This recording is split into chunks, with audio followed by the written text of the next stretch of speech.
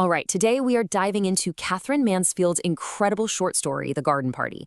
It's this amazing piece about how a single perfect afternoon, one of those meticulously planned, beautiful days, can just completely fall apart when a single dose of reality crashes the party. So what this story is really about, at its core, is a collision. Just imagine this. On one hand, you have the most perfect, sun-drenched garden party you can think of, hosted by this wealthy, upper-class family.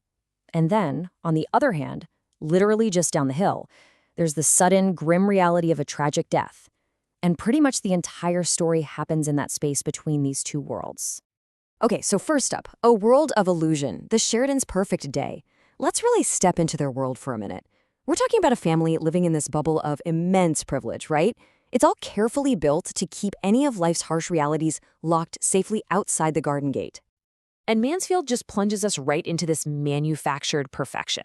I mean, check it out. The weather, perfect. The garden is lavish. They've got a giant marquee set up. There are cream puffs, canna lilies, even a live band. It's almost too perfect, like this artificial world designed for nothing but pleasure, completely detached from anything ugly or unpleasant. Now, right in the middle of all this excitement, we meet Laura. She's the daughter, and she's our main character. And at first, she's just as swept up in it all as everyone else. But here's the thing about Laura. She has this genuine compassion that really sets her apart from the rest of her family. And boy, is it about to be put to the test. You could say she's really the conscience of the whole story. So this brings us to the unwelcome news. A crack in the glass. Because of course, that perfect fragile illusion, it's about to crack. A piece of that very same outside world they work so hard to ignore is about to come barging in. And the news is just stark. A poor man, a carter named Mr. Scott, has died. He was killed in an accident right there at the bottom of their lane. He's their neighbor from the little cluster of cottages down the hill. And this isn't just some random piece of bad news. This is the event that kicks off the entire story and throws Laura into this huge moral crisis. So this raises the big question. Should they cancel the party? Now, for Laura, the answer is a no-brainer. It's obvious. You've got a family grieving literally steps away from your front gate. Of course you stop the party. It's just basic human decency, right? It's the only respectful thing to do. But her family, well, they don't see it that way at all. And this is where we really see the story's main theme, that huge gap between the classes just snap into focus. You've got Laura, who is shocked and wants to cancel everything, representing this genuine compassion.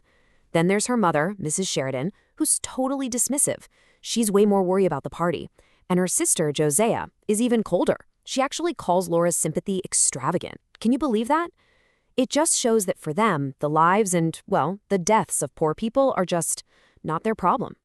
So how do they deal with Laura and her inconvenient conscience? They distract her. It's actually kind of brilliant in a terrible way. Her mother gives her this absolutely beautiful new hat. And when Laura puts it on and looks in the mirror, just for a second, her moral resolve starts to crumble. And that hat, it becomes this incredibly powerful symbol, right? It represents how things like vanity and social status can be used to push aside real, genuine moral questions. Next up, crossing the divide, the journey down the hill. Because, of course, the party goes on. But it's what happens after the party that really matters. This is where Laura's real journey starts, as she's finally forced to physically cross that line between her world and theirs. So her mother, in what seems like a nice gesture, sends Laura down to the grieving family with a basket of party leftovers. But this walk, this descent down the hill is so symbolic. She leaves her bright, extravagant garden. She crosses the road, which is like the boundary of her entire world, and she enters this dark, smoky, poor lane. And as she's walking, she suddenly becomes so self-conscious of her fancy party clothes. For the first time, she's actually ashamed of them, realizing how ridiculous they look in a place of real, actual suffering. And what about that basket of food? Well, let's be real. It's not a gesture of true connection or empathy. It's more like a way for the Sheridans to get rid of their party leftovers and their gifty feelings all in one go. It's this perfect symbol of hollow, performative charity. The kind of giving that makes the giver feel good but doesn't actually do anything to bridge the gap between people.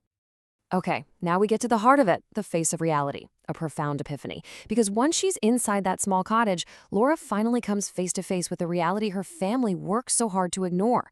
And believe me, what she sees there is going to change her forever. They lead her in to see the body of Mr. Scott, and her reaction is not what you'd expect. She isn't horrified or disgusted. Instead, she's just struck by how peaceful and dignified he looks. She sees his face and thinks, "He was wonderful, beautiful. All is well," said that sleeping face. In that moment, he's not just some poor worker to her anymore. He's something serene, and his expression seems to be telling her something incredibly important. And this is it. This is her big epiphany. She realizes that death is the great equalizer. In the face of death, all those little things that defined her life, her family's wealth, her social class, the fancy party, they all just seem so trivial and meaningless. And you have to remember, for that time, for that incredibly rigid social structure, this was a radical idea. Death is the one thing, the only thing, that completely erases the line between her perfect garden and this poor cottage. So, what did Laura really understand in that moment? Let's talk about the inarticulable truth. Mansfield packs so many powerful themes into this one short afternoon, and we're going to break them down, starting with the big one. First up, and this is probably the most obvious theme, is class insensitivity. The story is just a sharp, sharp critique of the class system. It shows how being wealthy and privileged can create this bubble, one so thick that the actual humanity of people on the outside just becomes invisible. It's not that the Sheridans are evil people, not really. They're just willfully blind. It's also for sure a story about innocence versus experience. I mean, it's a classic coming-of-age journey. Laura starts the day as this kind of naive girl, totally wrapped up in planning a party. But she ends it having looked death right in the face.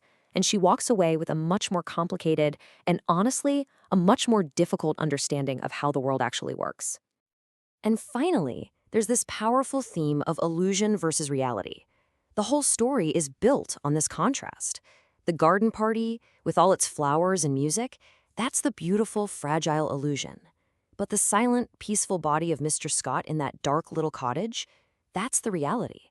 That's the inescapable truth that's hiding just underneath the surface of that perfect day.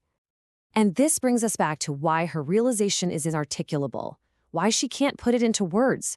At the very end, she meets her brother, and he asks her what happened, and she just can't explain it. She tries to say, "Isn't life," but she can't even finish. The epiphany she had was just too deep, maybe even too spiritual to be described with the shallow, polite language of her world. She's seen a truth that's bigger than words. And that really leaves us with a pretty provocative question, one that's just as relevant today as it was when Mansfield wrote it. It kind of forces us to look at our own lives, right?